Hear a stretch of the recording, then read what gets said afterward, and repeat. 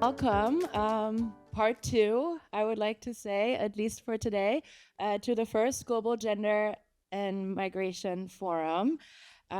We're gathered here today. It's the second day of the forum, and I'm very excited to welcome you to this second part of the double header that we have. I'm Dr. Lara Susan Golosorki. I am the founder and executive director of the Center for Migration, Gender, and Justice, and we are the initiators of the first Global Gender and Migration Forum. And yesterday, in my opening speech to the opening of the forum, I said, let that sink in. It's the first one. Why do we have that now? Well, we're having it now, so this is a start. And I'm very excited on behalf of the entire team of the Center for Migration, Gender, and Justice to welcome you today. And again, kindly ask you to take a seat. I know there's a lot to be discussed, and we will have more time after this panel as well. And hopefully you've been able to connect.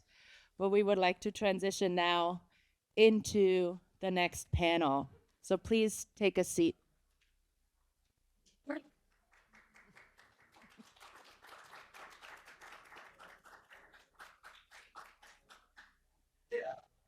I will start us off now with some opening remarks.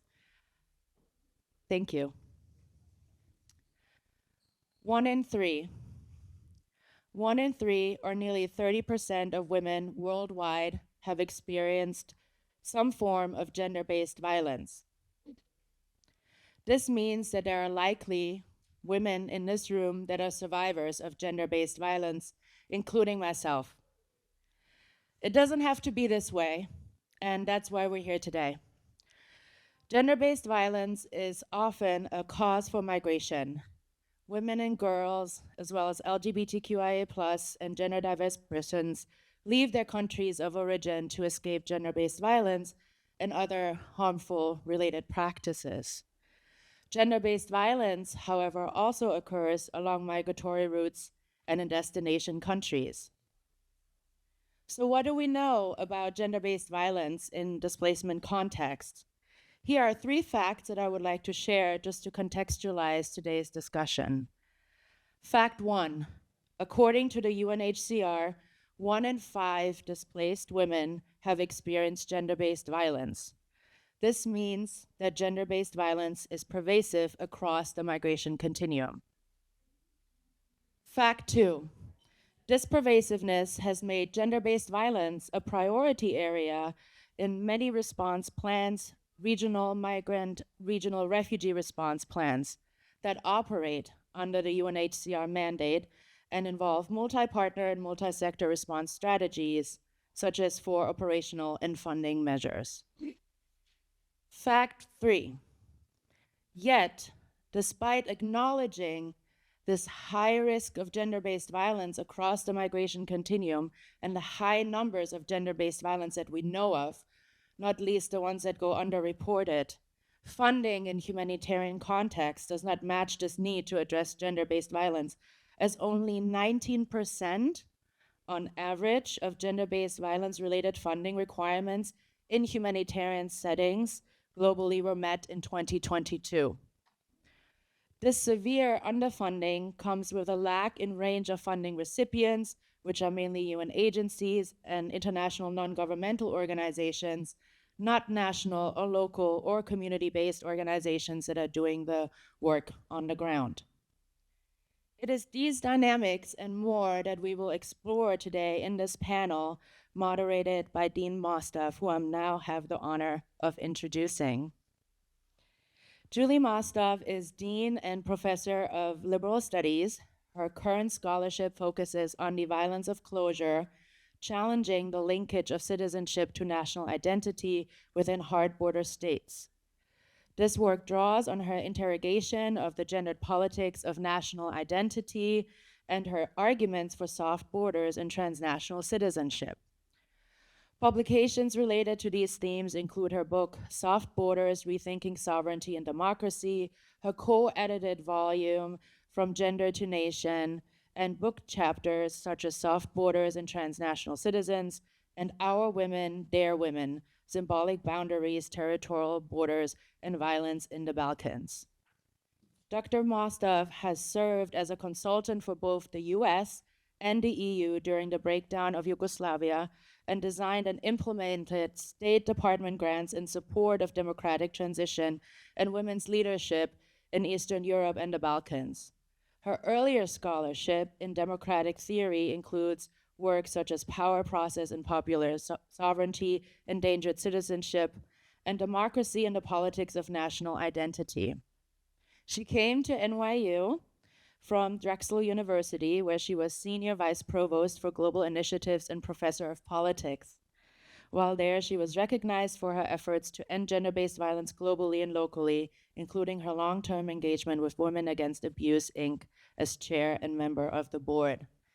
It is a great honor to have you here with us today, and thank you for joining us and moderating this important panel. I'll pass it now to you.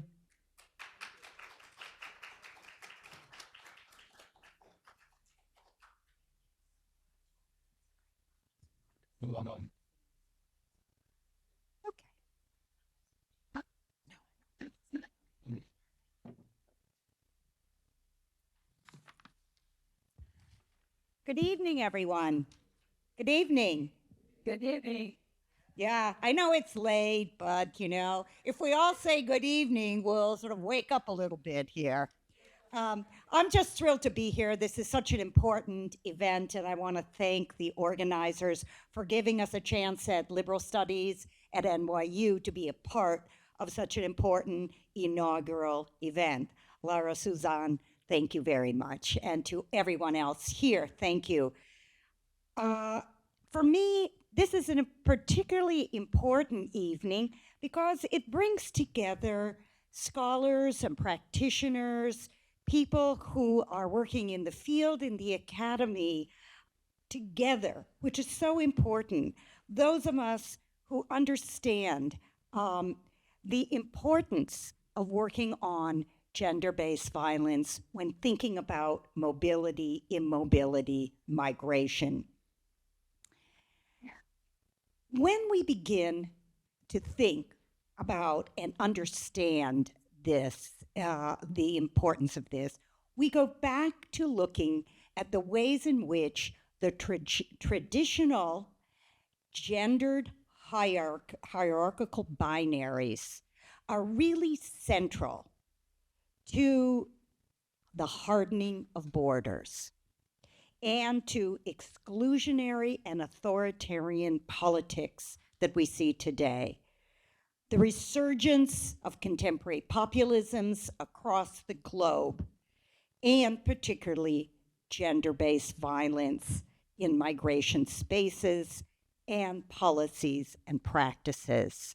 So I want us to think about the ways in which we analyze these gender-based hierarchies and binaries and the way in which we think about the practice that happens in the field.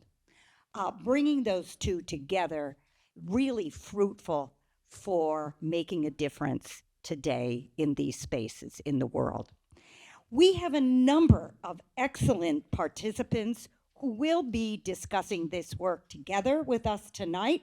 And so I'm going to bring them up here right now. Christina Toro. Sorry, I didn't get a chance to meet you. Come on up, Christina. Then Catherine Gambier. Christina Dragomir. And Isha Mandal. Fantastic.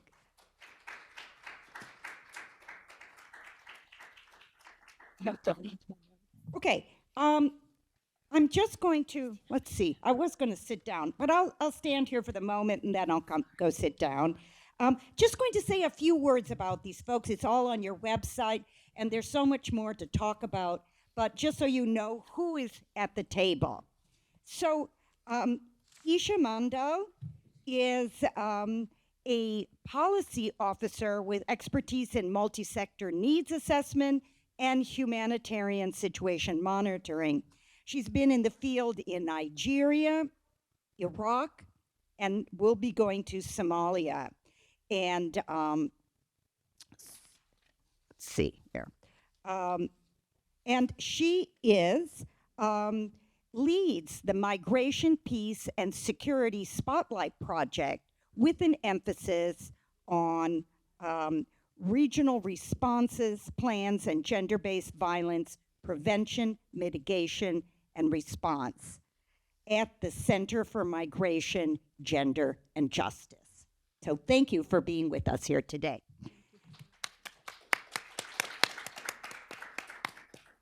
Okay, Christina Dragomir, let's get the, Christina Dragomir is here.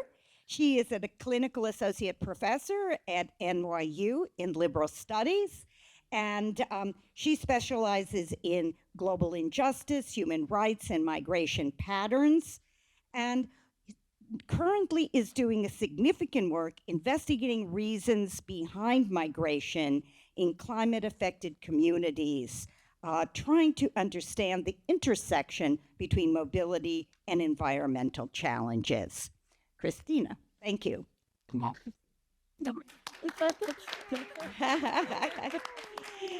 And then we have Catherine Gambier, who is an intersectional feminist humanitarian researcher, collaborating with diverse stakeholders across humanitarian development nexus to achieve gender equality and social justice.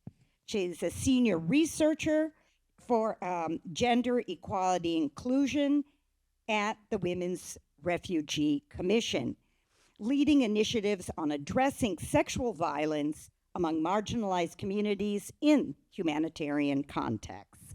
And we'll hear more about that and the project she leads, the Sexual Violence Against Men and Boys Project. Thank you. And finally, I know I have another person here, but where is it?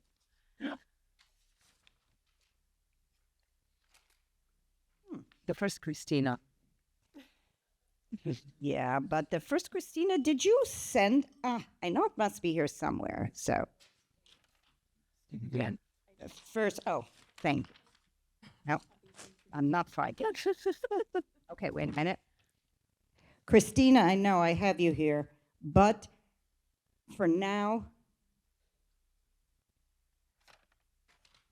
that's so weird. Okay, I know you're doing work on gender-based violence prevention, mitigation, and response with Venezuelan women and girls who are facing, along their migratory routes, are facing gender-based violence. And you're part of the your organization's digital observatory of femicide. That's what I have written here, unfortunately, but you'll tell us more, okay? Sorry about that. My fault. Okay, I'm looking forward to hearing more from them. And in order to facilitate this discussion, we're going to start with just a few questions, focusing on gender-based violence in displacement context this evening. I want to ask each of you to comment from your own perspectives and experience. How have you seen gender-based violence manifested? What forms of it are particularly prevalent, and in what spaces? And also, if you can think about this and then talk about some of the response measures that you have seen, the way that gender-based violence has been addressed either through prevention, mitigation, or other mechanisms, and whether there are any currently good practices that you have identified so far as effective. In the next round, I'll be asking you about what you think would be recommendations for more effective ones. But let's start with these two, and we'll begin. Why don't we begin at the beginning there with Isha? Thank you. Yes, perfect. First off, thank you so much for having me here. It is truly an honor to be here, one, and then second, to follow up a panel that in very big details talked about the experiences of women, of migrant women, and of women in this society, in this structure of asylum seeking. So that is very powerful, and I'm very glad to follow up with that. As you may have heard, I have experiences, field experiences in the context of Nigeria, Iraq, and soon enough in Somalia. But beyond that, we've also been doing works in Djibouti. So that's a loaded question. There were a lot of questions, so bear with me here. I'll do my best to go through it. So first, how has GBV manifested? So in my experience working on the field, we see that within the context of, well, first, migrants, refugees, IDPs, asylum seekers, they have, their own set of complex issues, but, in CSW, in the international framework, we tend to group them together. So I'm following that framework. Already problem number one that I'm identifying. But some of the ways in which GBV has manifested throughout the context I've worked in is sexual violence, domestic violence, earlier forced marriages, FGM, to name a few. Now, we're short on time, so I'll start by my experiences with the CEDA review that we did with Center for Migration, Gender and Justice in the context of Djibouti. So what we saw in the terms of context, okay, maybe we're not all familiar with the context of Djibouti, but it hosts about 31,000 refugees, 11,000 asylum seekers, and it also has 150,000 undocumented migrants. And it also serves as a transit hub for the entire Horn of Africa. So this is the context that we're dealing with. And some of the findings show that in the displacement settings, such as refugee camps, such as temporary shelters, the risk of GBV is heightened due to overcrowding, lack of adequate security measures, limited access to resources, as we just heard in the previous setting. And we see that women and girls are particularly vulnerable in these contexts as they are, the prime target, let's say, for trafficking, for sexual exploitation, for abuse in all of its form, physical, verbal, psychosocial. They also have, this does not just happen in the context of camps. Throughout the journey of displacement, there are things like survival sex that happen in the context that we're all familiar with. But when I say this, I would also want to highlight that there is currently no statistics when it comes to the LGBTQIA plus or the gender diverse migrants, IDPs, refugee, and that is problem number two that I'm highlighting here. So the second part of the context, second part of the question that was asked is what kind of prevention, mitigation, and response measures have there been? And, we talk about that. State governments have a lot to say. They want to include migrants. They are held responsible, as is Djibouti. They have signed multiple documents, both national and international, that are relevant and that promise the rights for women, girls, LGBTQIA plus, gender diverse migrants. To even, sweeten the deal further, they have also submitted a voluntary national review on the Global Compact for Safe, Orderly, and Regular Migration and made 5 pledges for its implementation. Sounds pretty robust, right? And then with our GMI, the Gender Migration Index, we see the reality of it. So we did a very simple count. So in a 27-page long report, a state report submitted to CEDA, which is Convention on the Elimination of All Forms of Discrimination Against Women. Any guesses how many times the word migration has been used or gender has been used? Take a guess. 5 times, that's it. And we have no references to asylum seekers, nothing about migrant sensitivity or inclusion. So that is just to paint you a picture in the sense that we have a lot of policy making. We have a lot of laws that are in place. I'm not saying they're robust. I'm not saying they're like effective or, but we have some in places. But when it comes to implementation, there are none. Signing CEDAW, signing all of these conventions that we have, states do that. They ratify that. I mean, just to put in the context, the country that we're currently in has not signed it. But even then, the other countries that have, that have ratified it, implementation is still lacking. So I think I'll stop here and give a chance for my other panelists to speak about it, and then we'll get back. Thank you. Great. Thank you so much. Christina.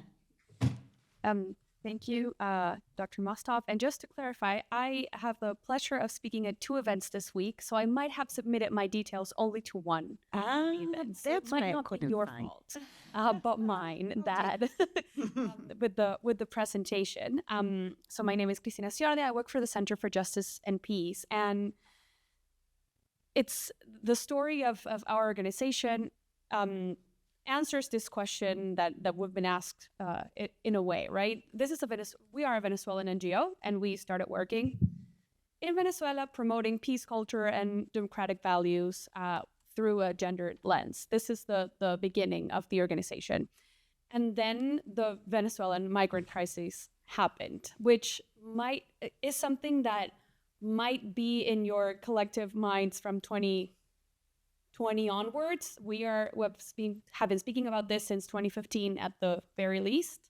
Currently, the Venezuelan mobility crisis is the second largest mobility crisis in the world. Almost 8 million people have left our country, myself included, since approximately 2015, 2016, due to the complex humanitarian emergency.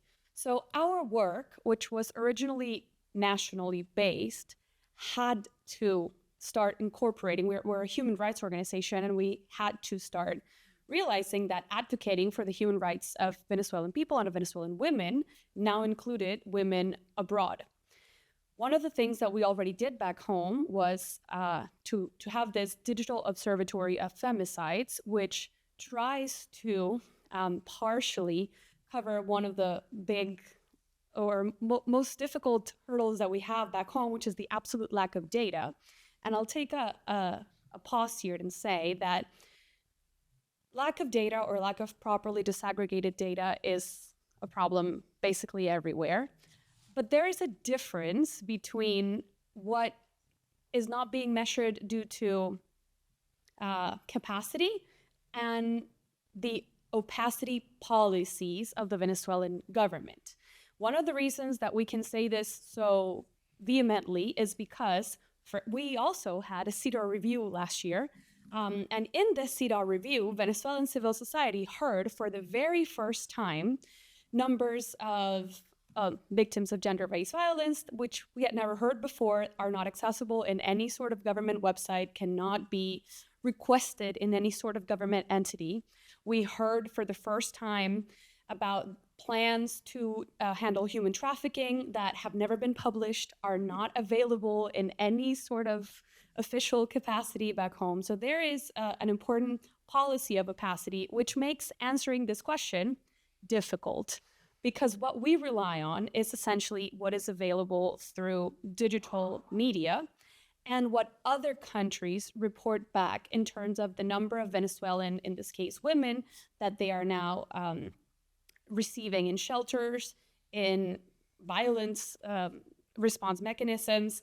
And this has created a patchy source of information. But one thing has really shone across, and that is the clear-cut answer to how has gender-based violence manifested in the context that I am familiar with, and that is human trafficking. Venezuela currently has, according to the Walk Free initiative, the highest numbers of modern slavery in the region, and over 90% of those numbers correspond to women and girls who are being trafficked for sexual exploitation. So as migration becomes increasingly harder for Venezuelan people, and people start traveling through or across increasingly more dangerous routes, trafficking just increases exponentially. This, in the last year's CEDAW review, this was one of the 3 priority areas that the committee identified as something that the Venezuelan government needed to address urgently. And Isha was just mentioning how important it is to see this gap that exists between what looks robust in terms of documents signed and pledges made versus reality. In our case, we have a complete denial of the problem and the situation. The Venezuelan government has referred to the numbers of migration as an act of great creativity by the United Nations. So, I mean, if we cannot even name this problem, we are obviously very, very far away from solving it. So any best practices that we can speak of have or exist within countries in the migratory route. I think that if one idea answer would be safe passage, countries that actually do what they can to provide safe passage for people are where we see the lowest rates of human trafficking. However, as I said, the information is patchy, and I cannot confidently say that this is numerically where the biggest impact is, but it is where we are seeing the most increase, and it's scary. Thank you. Thank you. Catherine. Thank you so much, Catherine Gambier. My pronouns are she, her. I'm a senior researcher at the Women's Refugee Commission. We're also co-hosting the event this week. Wow, I mean, this question I think is really hard to answer because I work in a very global context. We work all over the world. So oftentimes we hear at these events, it's context specific, and like context really does matter. However, in each context, all forms of violence, right? Like emotional, physical, sexual, economic, denial of resources. This is happening everywhere. It's happening right outside our doors, right? So even one case of GBV is not acceptable, right? And it deserves to have attention and for funding to be allocated and resources and advocacy to end it, right? Something else is also, when I think about this question, it's like, okay, but, yes, the what is GBV, forms of GBV, and then who's at risk, right? And we also think about gender-based violence, which I think I'll talk a bit more, and Laura mentioned, right? Like it's, we often think about gender-based violence and women and girls for good reason, because the evidence shows, right, that women and girls experience all forms of gender-based violence at higher levels. There's also this binary approach, though, when we say women and girls, right? So where do people with diverse sexual orientations, gender identities, gender expressions, and sex characteristics fit into this equation, right? And I often think about youth, right, even in the US, and it's non-binary, gender fluid. Like this obviously doesn't just exist in the US, it's global and everywhere. So I'm really, and there's different risk profiles, right? Different ways how people will be at risk for different forms of violence, depending on those diversity characteristics as well as others, right? When we think about people who are crisis affected, but then we think about people in their host country and then people who are migrants, right? They don't maybe have access to government social services and safety nets. They are away from home, their social and family support systems, access to health services, documentation for working, right, which we learned about in the previous session. So it's really, it's also when we talk about violence, it's often, we see it in the news media, thinking of Ukraine, Gaza, Palestine, right? It's, and Israel, it's, sexual violence comes up, right? I mean, no pun intended, it's the sexy kind of thing, right? It's used as, and we know it happens, right? It's happened since Darfur, and now we're seeing in Tigray, Ethiopia. It is an egregious human rights violation. It deserves that attention, right? I mean, we've seen rape as a weapon of war forever. At the same time, it's sometimes that kind of the niche, and then it goes away, right? At the same time, there's various forms of violence that are occurring. And we actually, which we do through our research, talk with displaced people, communities, understand their risk to GBV, their experience, their coping mechanisms to inform appropriate quality, timely response. GBV is not only on the headlines, right? It's, as I think Laura mentioned, it's, IPV, intimate partner violence. This is occurring, denial of resources, access to educational opportunities. And this occurs before even a crisis happens a lot of times, right? Because when we think about, okay, what is the root causes of gender-based violence?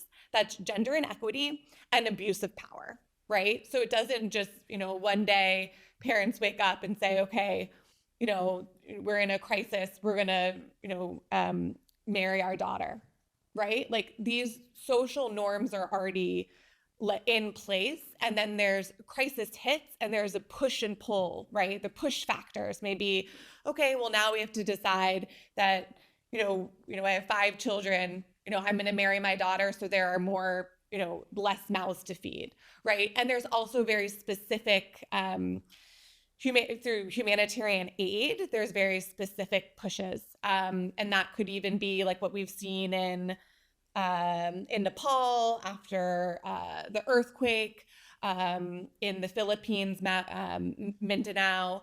It's the humanitarian architecture where in order to each household basically receives a food packet distribution, right? So if you're creating a new family by marrying your daughter, that essentially is spreading out the resources through their family.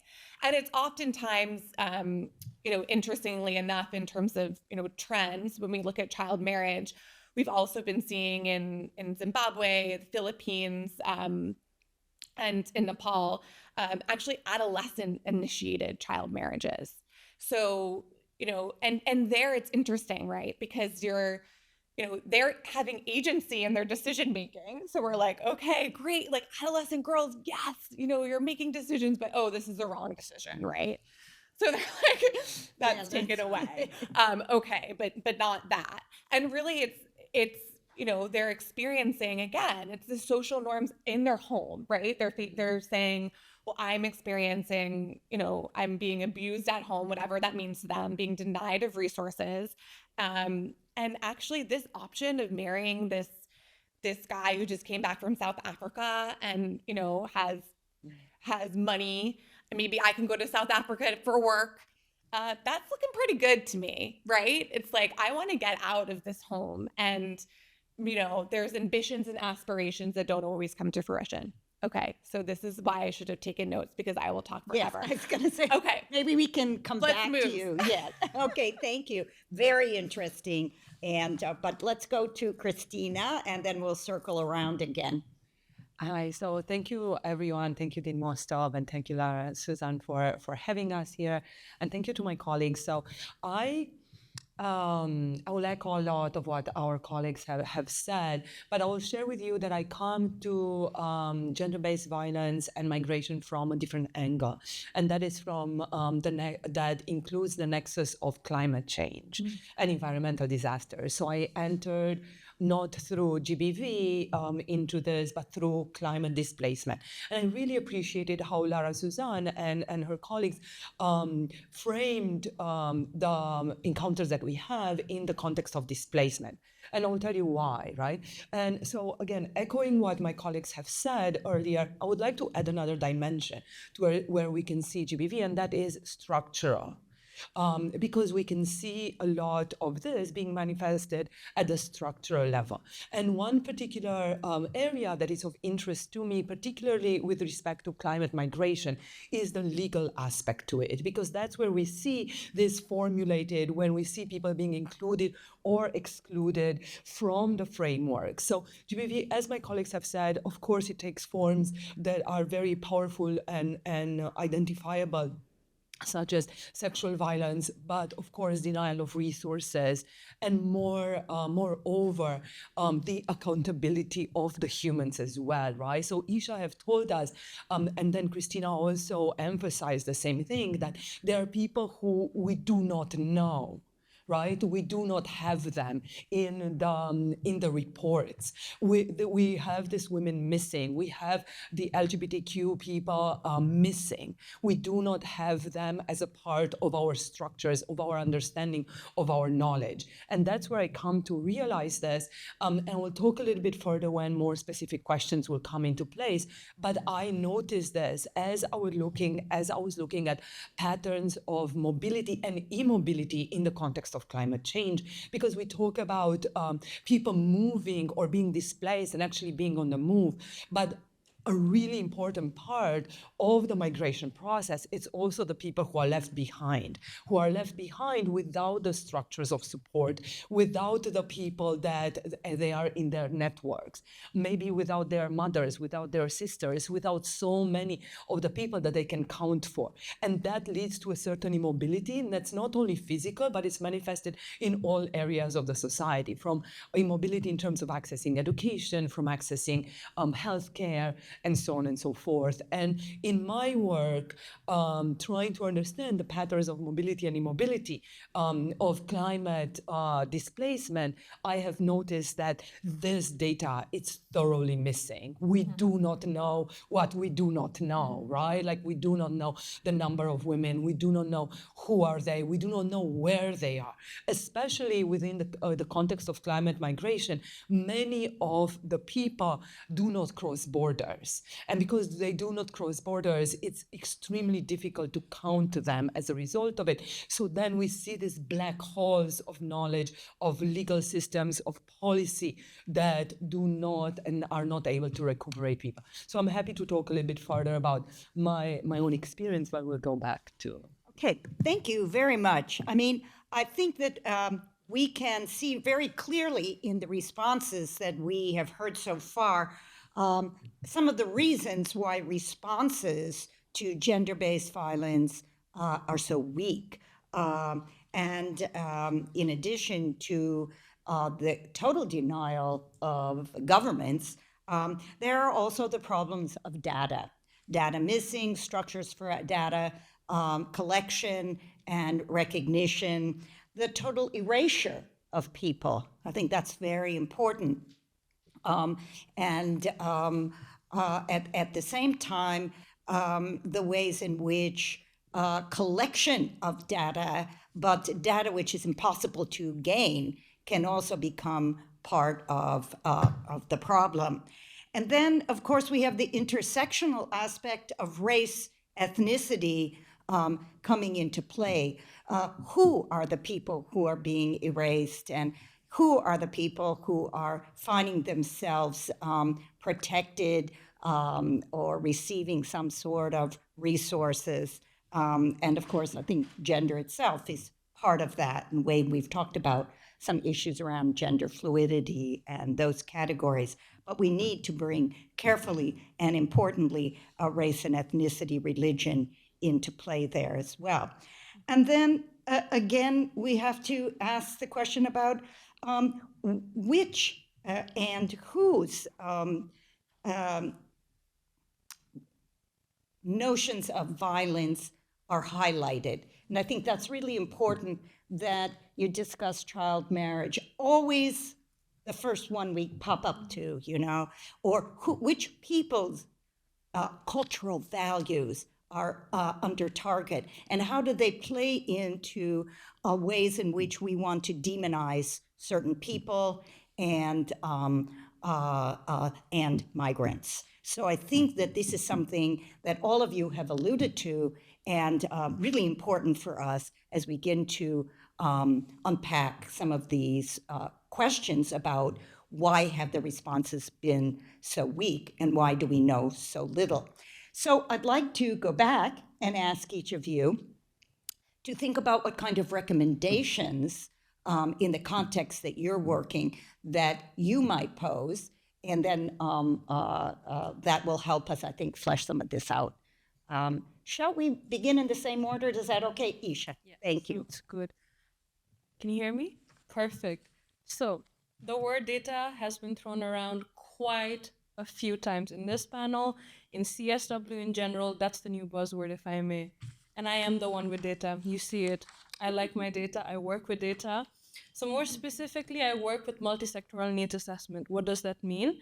So, we get all of these funding. It comes from the taxpayers' money, but where does it go?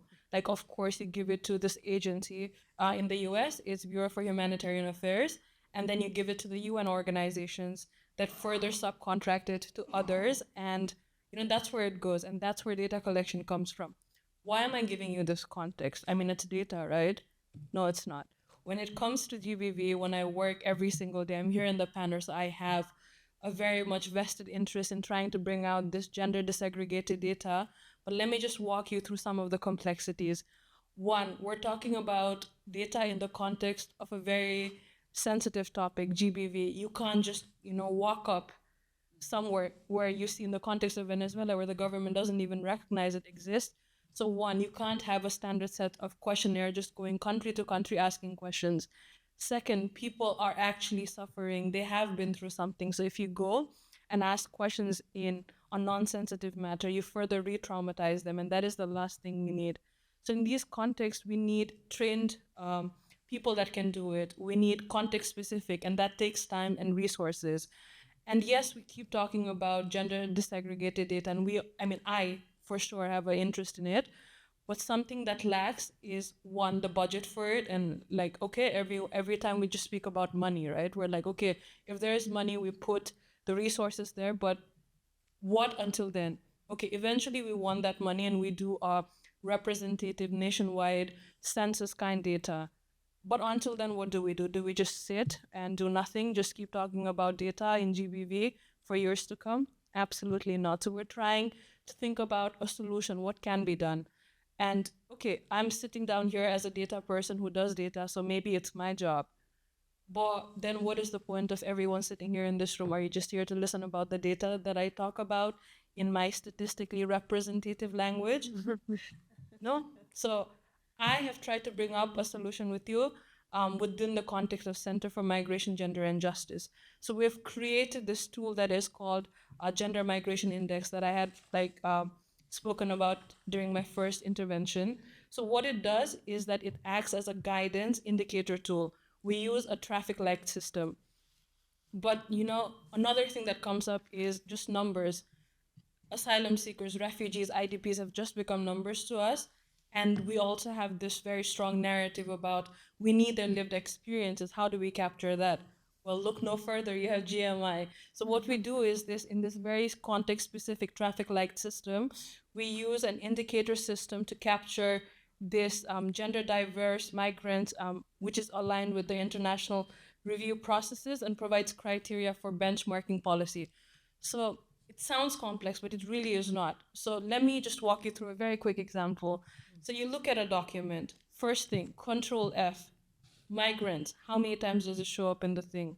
Gender, women, very easy things to do. And then, okay, what is the use of that? You see how little that number is. In a 27-page document, it shows up 5 times. What does that mean? They're using the logic of add gender and mix, add women and mix, just, here and there, and then you see, like, okay, I've done my part, no accountability. So from a very small thing, you see that happen. Second, when we bring in civil societies, practitioners like you, be it academic, be it from the migrant organizations, the communities, then you bring in the lived experiences. We do a tally of 2 things. We look at the state reports, but we also look at the reality on the ground. So when we come together and we volunteer our time here, and then we bring these 2 experiences together, we come up with something that is already very robust in a reality where data is lacking. I'm not saying this is a permanent solution. I'm saying this is a start. So let's start there. Let's not wait until the data is there and someone comes up and it's like, here is statistically represented data and consensus. And I'm sure someone will again come up with the context of, well, what is the confidence level? So let's not get into statistics. Let's do what we can. That's where I'll stop. Thank you. Thank you very much. Thank you. Isha's provided me with great segues. I love this. She said, well, maybe I'm the data person and maybe this is my job. While we do what we can, she'll be working on the data. I'd like to tell you what I think my job is and try to answer this question that for me had this 2 points of data and recommendations. And there was a very important question being highlighted about who is being erased. So in the intersection of all of that, here's what I think my job is. I think my job is to break through silos, because there are people gathering data and making recommendations about too many different separate things, and it creates this patchy quilt that I've been referring to. And the answers that we are trying to come up with are always missing the point just a little bit. There's a blind spot just like left of where you need it. And I see my work as trying to barrel through all of these things. For example, we have a fact-finding mission, like a UN fact-finding mission in Venezuela, and they have produced several important reports. One of them really centered on the disasters happening in our southern border figures with sexual exploitation of indigenous women. So we have this like uber disaggregated data in a sense, right? In which we know specifically everything that's happened exactly to this woman in this place. But we have no idea how that fits into the larger context of what we understand gender-based violence in our country to be, or gender-based violence in the context of the mobility of these women, which, because they are part of this indigenous group that is a binational Brazilian Venezuelan indigenous group, has a interesting migration pattern that frequently we don't even take into account because we don't consider that migration. This is a binational nation. So breaking through the silo of understanding this particular reality versus the data we gather with the Digital Observatory of Femicides versus the information that the government provides to CEDAW and the answers that different people are trying to provide to each of those particular things is what we try to do. And we don't pretend to do it ourselves. We work in networks. We try to find, and that's something that was also brought up in the previous panel that I thought was very important, which is saying like there are people that know what to do for this and that and this, and that they're already doing it properly. So what we try to do is empower and connect these networks so that we can break through these silos that have different patchy bits of data and different specific recommendations, which all separately kind of don't completely work. But if we try and see them together, we might get a little bit closer to something that looks like a solution. Great, thank you. Catherine. Thank you. And I'll keep it shorter this time, I promise. I have so much to say about also like the research methodologies and data. Back to recommendations. I mean, especially since COVID-19, right? We have seen a push in the humanitarian sector towards anti-racist, feminist frameworks and towards localization, right? So we saw that, frontline workers were community leaders, right? Community health workers. I think that is the direction we're going, and we should, right? Like that's feminist. That's a feminist forward-thinking direction. Along with that, when it, as we think about, okay, recommendations for GBV prevention and response, who have been the leaders doing this all along, forever, who knows their community, right? Has lived experiences of GBV. This is women-led feminist organizations who have been fighting this fight for so long. They understand their communities and their needs and those affected by crisis and GBV. So, recommendations, my recommendations, we would ask them, what are your recommendations to improve this it's a broken system. It's a broken colonialist system. So recommendations would be to ask women-led feminist organizations, what resources, what gaps, what do they need, right, to really lead this work forward? So why are they best placed to do this work? Well, as women-led organizations, feminist organizations, what's the root cause of gender-based violence? Gender inequality and abuse of power, right? That's exactly what women-led feminist organizations are fighting for or fighting against. And they understand the social fabric, norms, and community. Alongside that, I think it's also, if we think about sustainability, localization and sustainability, it's also working with national governments, right? And more of an onus on prevention, not only on, crisis response, humanitarian, INGOs go in and then they leave, right? And then, women-led organizations are still fighting the fight, and the national governments, right? So we need really coordinated systems between governments and civil society organizations. And that includes LGBTQI plus led organizations. And we talked a little bit about that previously. I'm gonna stop there. Thank you. Thank you. Christina. Yeah, thanks to all of you. And again, specifically to Catherine, because I'm going to follow exactly on this. So I think that a lot of great work has been done, as you have heard from my colleagues here, with doing a lot of work on the ground with specific communities and interrogating and collecting data. So, and we do know a lot, right, about GBV. We know a lot. and we meet and we talk and we discuss this and we interrogate. One actor that I feel that it's continuously missing at these tables are the people in power. Who can actually produce those kind of changes. And those are the people that we really need to start asking questions to and hold them accountable and hold their like feet to the fire, because they need to be answering those tough questions, right? We already know the data is already there. We've been working, we have women from the community, we have representative from LGBTQ who can provide that rich data. We have it all, right? Like we should start in a way kind of like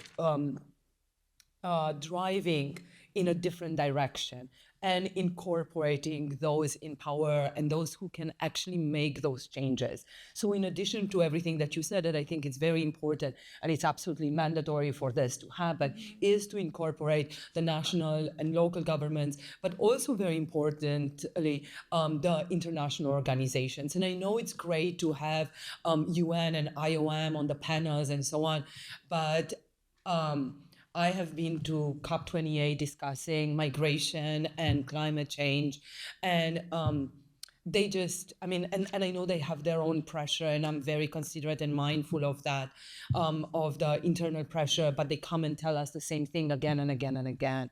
And I think it's time to ask those tough questions at the level of the international organizations as well, about what is actually happening and put them at the same table with everybody. So this will be my addition to the thoughts that I had. Thank you. Thank you very much. So let me sort of go to the other end of the question. And all of you have worked in the field. But what has been your experience? I think you're right when you say, Catherine, ask organizations, ask the people who have been working in the field. So all of you have worked with stakeholders. What are the women that you're speaking with? What are they saying? Have you had those kind of conversations, and where is their voice? How can we make their voices heard? So yes, we need to hold accountable people in power, but at the same time, we need to hear more of the voices of the people on the ground. How are there ways, have you been able, I mean, some ways, yes, you've talked about data and so on. Any other things that you can tell us from your experience working in the field? Sure. So yes, there are ways, we just talk about giving voices to people. It's not our voices to give. Let's start the discussion there. We just need to sit down and hear and like give them the safe space. We're talking about protection where, okay, that is another problem.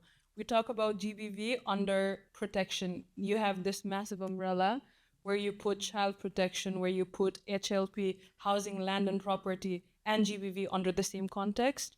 There's already that problem. So again, going back to the idea that, there are so many voices that are put together in the same room that it kind of gets lost. So what needs to be done is go seek out that voice and give it a platform, give it the safe space. What I mean by that is, yes, could be jargons. These can be buzzwords. But what I found has worked particularly in my context, which is in Nigeria and Iraq, is have women-led enumerators. So these are people from the same society or from the same camps that they're operating in. We train them, we give them the right skills. We always talk about local approaches, but they also need to be equipped with with the right skills, because yes, they know the context, but do they know how to handle it in the way and in the in the sensitive manner that is needed? So that's where we come in to do that. And then to lead focus group discussions. Don't go to women, single them out and be like, tell me about everything. We do not do that there. You are actually putting them on the spot, not just in terms of like harm in the context of individually, but also in the context of community. We work in an honor framework, in a traditional setting, which has implications beyond themselves, beyond their family, beyond their community. So this is something that you need to tailor the approach to. So something that has worked for me with my field is having women-led discussions from the ground in a focus group discussion. When you let them know that you're here to talk to them, tell them you are there to collect data from them, tell them how this data is going to be used, what is your priority? What is your plan of dissemination? Don't just go there for the sake of collecting data and do nothing about it. So go there with a plan. I would say create a safe space for them and then just listen to them. You don't have to do anything. They know what they're talking about. They've lived through the experience. I can sit down here and pretend that I know about all of these theories, but I know nothing about the ground reality. I have never, I don't know the road. I am a migrant, so maybe in that way I have some experiences, but that is just to build solidarity. So yeah, it's just that easy. Sit down, listen, create that safe space for them if you have the resources, but if not, just have that empathy in you and listen. That's what I Thank you. Thank you. Yeah. I could just say retweet, but I'm going to add a tiny, very recent story. So we recently sat virtually with a group of Venezuelan human rights defenders, and this is a very different type of gender-based violence that I will refer to now, just to clear that out, because this is an election year in Venezuela too, and there's increased rates of repression going on, and we recently had this important, and it's a very long story. The fact is that we sat down with this group of women defenders, and one of them said, like, look, you know what? I would really like us to talk about how, this was a few weeks ago, how this increase in repression, there's this word in Spanish that I don't know how to translate, nos interpela. Like, it's basically how this is different for us than it is for them, right? Like how we feel this differently. There was this defender, they took her when she was with her daughter, and then they took 5 of her family members. So how that feels differently for a caretaker, which is overwhelmingly women in the Venezuelan in all contexts, but in Venezuela, which is what I know about. And I said, okay, great, we should do a panel and we should have show how this is different and talk about like differentiated effect. And she was like, no, I kind of want this to be a conversation between us. Like we want to, I want to hear how she's doing. I want to hear whether she feels comfortable taking her kids to school now. And I was like, okay, so, and we took a poll. Do we want this to be a private conversation or do we want this to be a panel type thing in which we teach people what it means to be a woman right defender? And people said, no, actually, we want this to be a conversation amongst ourselves. So the only reason I'm bringing the story up is because I feel like it shines a light on what Isha was saying, which is just like, don't go there with an agenda. Don't go there thinking that you're going to lead the conversation in a specific direction that's going to produce an outcome. Just listen, and people will tell you what they need, and you can do what's in your hands to provide that for them.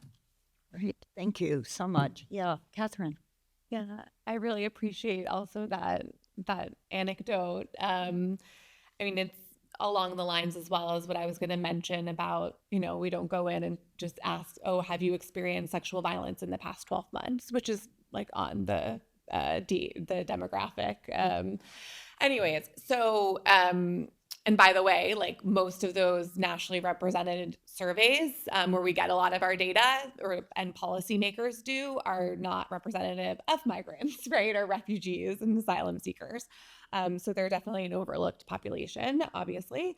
And I wanted to share another example of an innovative research methodology that is very participatory that we used among food insecure communities in Zimbabwe and among crisis affected and displaced communities in the Philippines.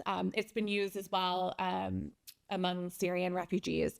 It's called SenseMaker. So it's a data collection and analysis tool, mixed methods, whereby using a tablet device, like a phone, a tablet, the enumerator will record a participant's story. It's called a micro narrative. It's supposed to be like a really small, like kind of they call it a water cooler story, like catching up with a friend.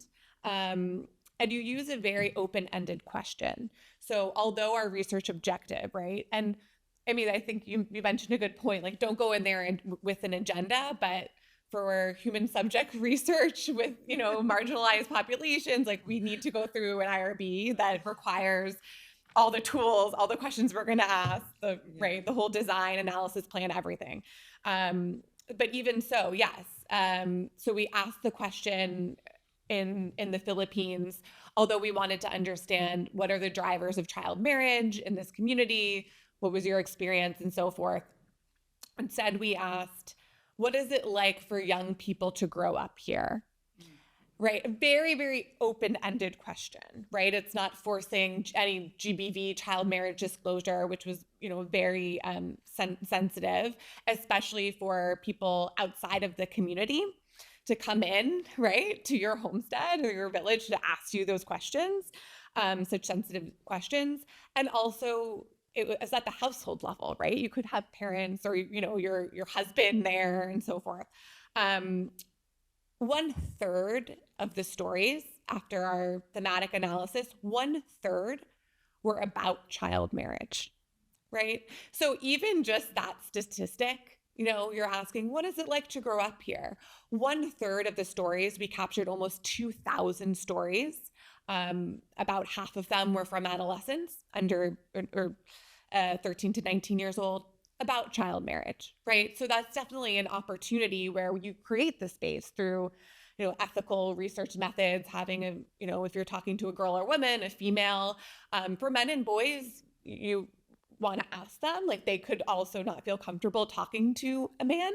And anyways, all these other, you create that space and actually in GBV research, I also don't want us to be afraid like, oh, we can't ask about GBV, because actually the literature there is that, if you do create that space, that safe, psychologically and physical safe space, it's survivors have shared, it's actually, it can be cathartic. Like some want to share their story, right? So you offer a safe space to do that.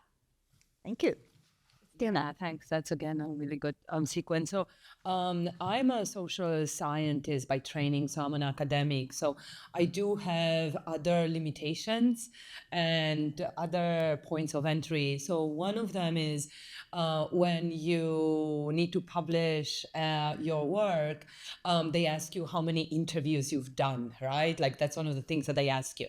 And what I've learned, and again, I enter in the field of working through the GBV uh, studies by working on migration, right? So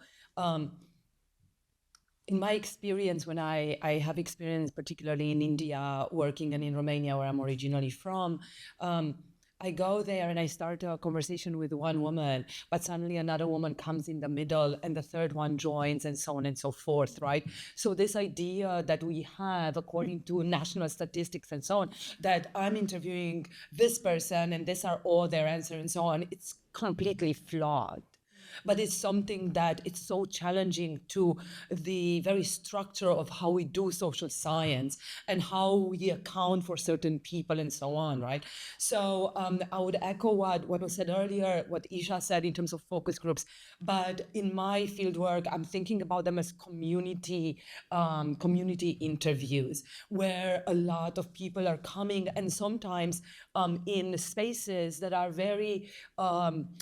not very typical of conducting interviews, because sometimes public spaces would attract people who would pose the danger to those who are willing. And you're right, for some people it's absolutely cathartic and they want to share those stories, right? So just to give you some examples, at one point in a nomadic community that I've been working with for some years, women literally physically took me away from where I was, leaving everybody behind, like all of the other research assistants and so on, and took me into one of their shelters and locked all the doors.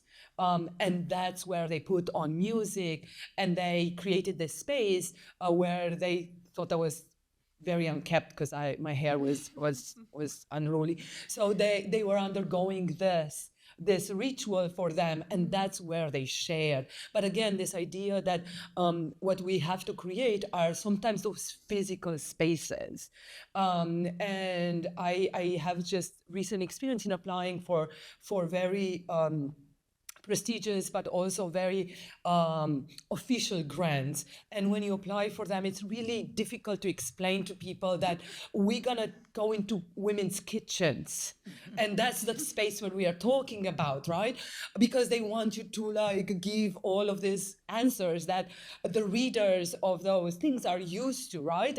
And I, with my colleagues who are very open-minded and really wonderful and brilliant, I have to tell them, and at first when they looked at my proposal, my side of the proposal, they were like, I think there's a mistake here. You said that we're going to go into women's kitchens, into kitchens, right? And I said, but where do you think the women are? Like, isn't that an imposition from us to expect that women, especially women who come from certain economic impoverished areas, especially in refugee camps and so on, you expect them to like take 3-4 hours of childcare and household and other kind of work that they do just to like talk to us for nothing? Like, this makes no sense, right? Like, we are like overburdening this population. So being mindful even of this like space creation, of community creation.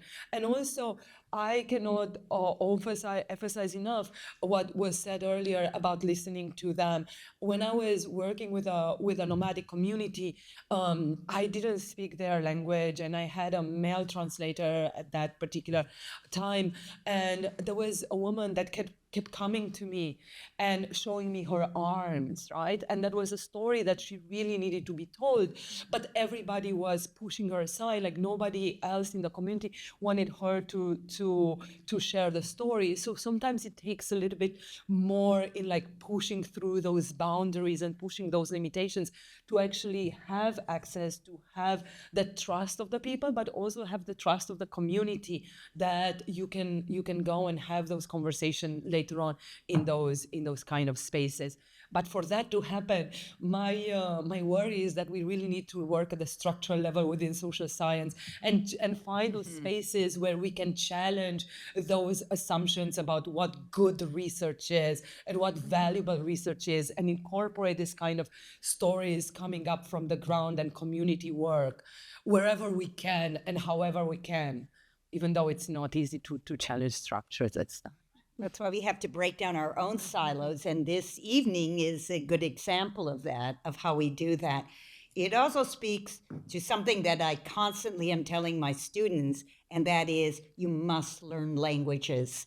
You cannot work with people and not know languages. Of course, sometimes we don't know, how many languages can we learn? We can use translation, but it makes a huge difference for those of us who have worked speaking with people in their own languages. I think it's time for questions. We've had such a rich conversation, and I know that there are probably some people in the audience here. We've already gone over time, but I was told that I could go a little bit over. So let's see if we could collect a couple. Maybe I'll collect 3 questions and then give them. Yes. Well, Yes. let's look into sadness, those essential with you support No. So the context in which I mentioned this particular group was the report that was done by the fact-finding mission, just so on the human rights violations taking place in this region, which actually comprises at least 4 or 5 different indigenous groups. This is our largest land border. We do not work directly with this population. Actually, no NGOs cannot even fathom entering these territories because they're heavily controlled by the military. And all of the information that we have was gathered in Brazil. In Venezuela, this is not something that anyone who is not wearing like a green military uniform can even think of entering these spaces. So unfortunately, no, there is nobody who can work with these communities in their territory. Those who do work on the Brazilian side, and it's complicated to determine, as I mentioned, because they're a binational nation, to determine if you're servicing, so to speak, Venezuelan nationals or Brazilian nationals, But we do know that whatever is happening is taking place on the southern side of the border and not within our country, unfortunately. Hey, yeah. In like the leaders, directed what Yemen, you know, Olympic Games, that not once, let me, but they don't get that. Said it, and yeah, you said it. Out in spread the lock is bodies and silence and take more. The United Nations, leaders of humanitarian, they open bodies, silence, without this voice, said you.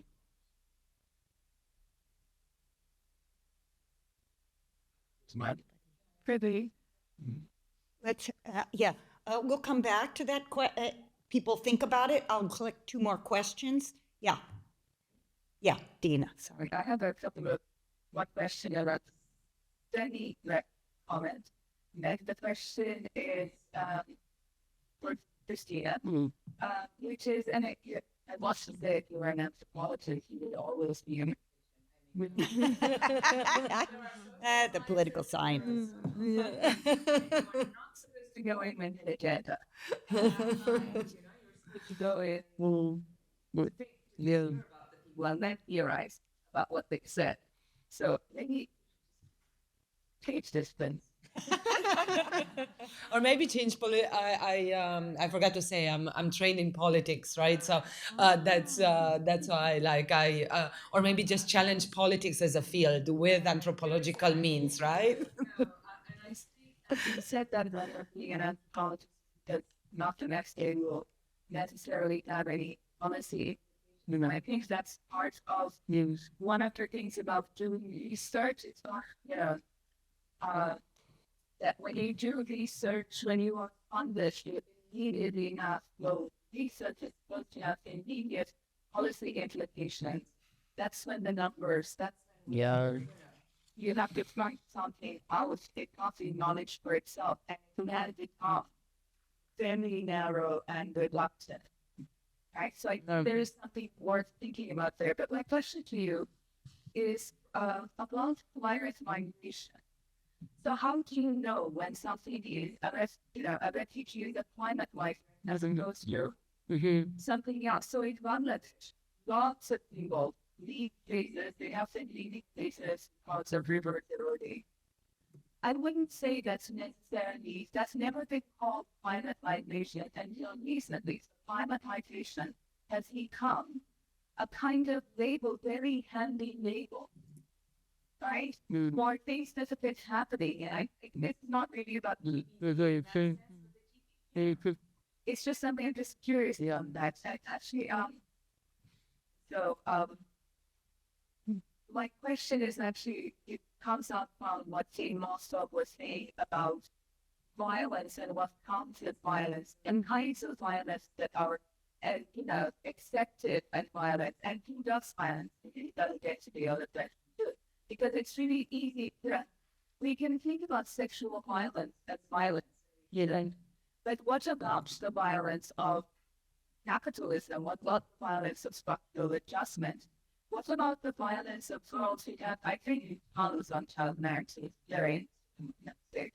But we want the violence of girls who feel they have no future, and they have romances. They're not even supposed to. They're young. They're 16-year-old love.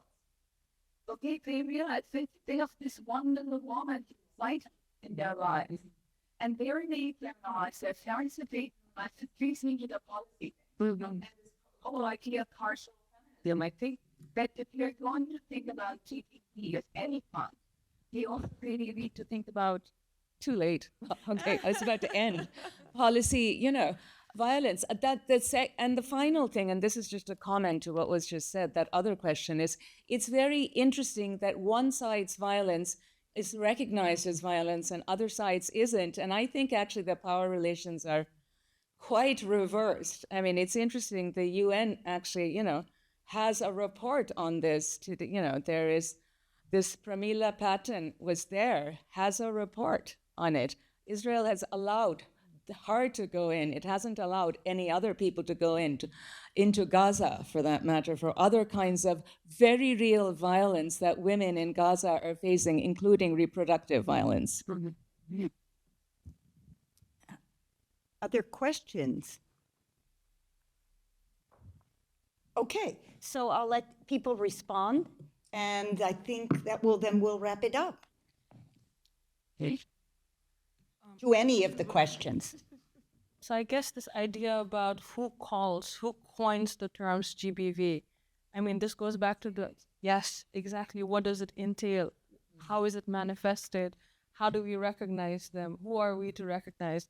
I think all of this goes back to the structure that is created, and for now we are bound by this structure. Should we keep being bound by it? Definitely not. And I think this is something I invite all of us to think about it. But what I can speak from my background in international law and international criminal law is that for now, that is where the code of conduct comes from. And I mean, let's all reflect who coined this code of conduct, right? So, I mean, there are a lot of different conversations to have, a lot of different systematic orders that have been in place for a long time. And I think we're broadening the scope of these crimes, these activities, slowly. But I mean, if you want to talk specifically in the context of international criminal law and Rome Statute itself, you see how limited it is and what is recognized, what is not recognized.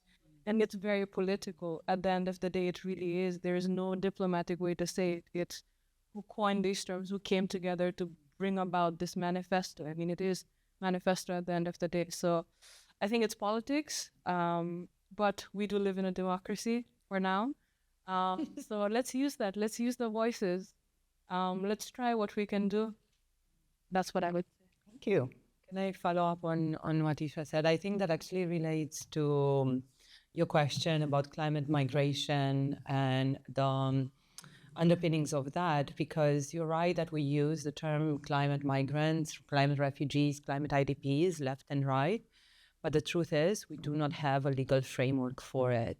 And we do not have at the international level, we do not have any way to actually address climate migration, climate IDPs, and so on. And this is a political process. This is not something that can be done without the political and international engagement into this. And there are real repercussions on this. So as I said, I came to the topic of GBV through climate migration. And that's because of what I've seen in a community that was hit by the environmental disaster in Romania. Where women were carrying the burden not only of climate disaster, because they were left behind by the men that were moved away, and were facing multiple ways of violence, but also because of the fact that while I was working there and I tried to reach out to the local government, to the national government, and to an international organization, there was actually no way for them to be recognized. There was no way for them to be counted. When I reached out to IDPs, internally displaced organization, they told me the community is too small to count, literally.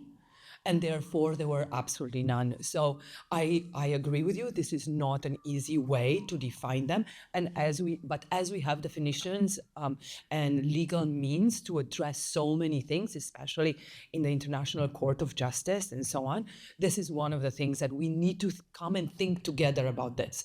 This is not something that I can create or can be created overnight. This is a part of a very large and tedious conversation that needs to happen.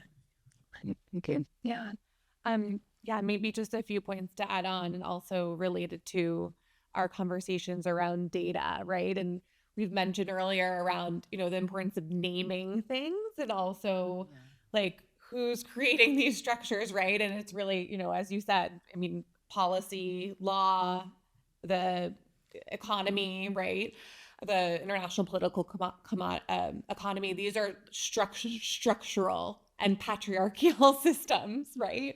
They're not designed for marginalized communities, including women and girls, people with diverse SOGIASC. I mean, dismantling those systems is important. Obviously, we can't solve that, anytime soon. But in doing so, it's also in through data and like listening to refugees, displaced people. It's, and which we ask, like, we try to, through participatory methods, understand what is your understanding of gender-based violence. When we conducted participatory focus group discussions with first Venezuelan migrants in Colombia and La Guajira, the understandings among the Wayu community were, someone going against their like gender norms or expectations in the community, right? So a woman would be like speaking out against her husband, and then they would call that gender-based violence, right? Are they wrong? What? Like, it's not for us to say, right? Like, as researchers, we want to be understanding the phenomenon and their community from their perspectives. That's what it is, right? Oh boy, that's not answering our research question. What do we do now, right? So I think it's, also when we're talking about like multi-sectoral assessments, I would and quantitative research for sure is really understanding and working with communities through civil society organizations to understand, we shouldn't be the ones determining the protocol and the agenda and the outcomes that we wish to see because the donor wants it, right? It's really working with communities to understand what are your goals, right? What are your needs and priorities? And sometimes GBV, SRHR, right, is not necessary. Family planning is super, super important. Sometimes it's not the first step, right? Sometimes it's, I need food on the table. I need livelihoods, right? So it's something else to consider. So I guess I'm closing up here. But I like feeding off what other panelists are saying, because I think that what you just mentioned of, okay, so if this is what they consider gender-based violence to be, are they wrong? I think that we could frame it through vulnerability. Regardless of exactly how we or what we contain in this tag that is gender-based violence, what we can understand is how vulnerability compounds. We talk a lot about the continuum of violence when we talk about Venezuelan migration, and some of that violence is definitely structural, and some of it qualifies as what we would call gender-based violence, but it doesn't really matter when we see it through the focus of compounding vulnerability and understanding that whatever makes up that basis is only increased through migration routes. It's only increased, like whatever pre-existing vulnerabilities exist will only be that much worse in a displacement context. And that is where we should be coming at this from, without so much individual regard of the components, but just the general trend of how this builds up and creates increasing risks for migrants. And I think we can all agree that nation-based violence puts all women in a vulnerable position. Sure. Thank you all. This was fantastic. Thank you. Lar. Good.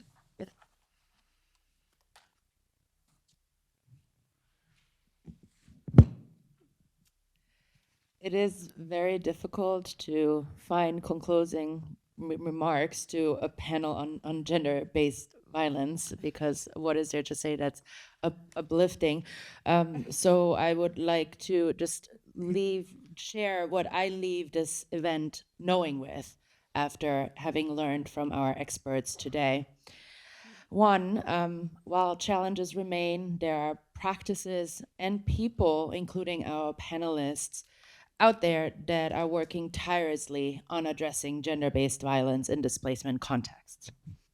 Two, tools and approaches exist that have proven to be effective in gender-based violence prevention, mitigation, and response. And so we must use them in a targeted way. We must use them in collaboration, and we must use them in partnership.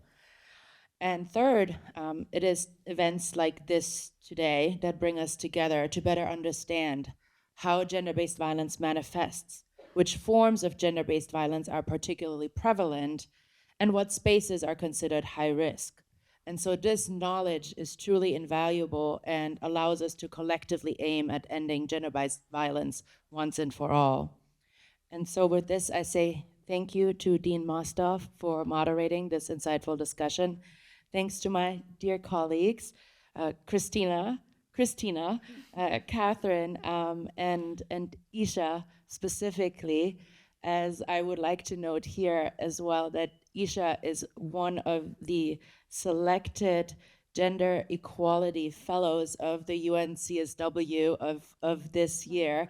And it's absolutely fantastic to have youth perspectives on a panel and to see what migrant youth is doing within their capacities. And of course, that I've had the pleasure of working with Isha for 3 years now at the Center for Migration, Gender, and Justice.